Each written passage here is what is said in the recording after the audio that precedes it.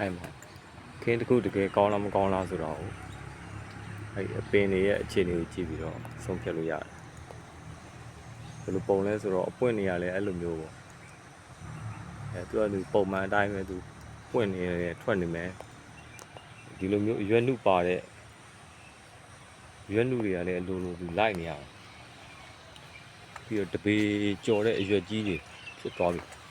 ဖြစ်နေရတယ်ဆိုတော့တွေ့လားရွက်နှုတွေလိုက်နေတယ်ပုံမှန်ပဲဟော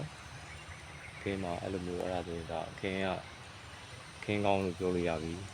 ဆိုတော့သူပုံမှန်အတိုင်းပဲပွင့်နေတယ်ပွင့်နေရလဲပဲသူကသူအော်တိုပဲပုံမှန်မသွားနဲ့နော်ဒီမှာကြည့်ပင်တိုင်းမှာတွေ့လားအရွက်နှုလေးတွေတွေ့လားပင်တိုင်းမှာကြည့်သူကလည်းဒီပုံမှန်လေးပေါ့ဟော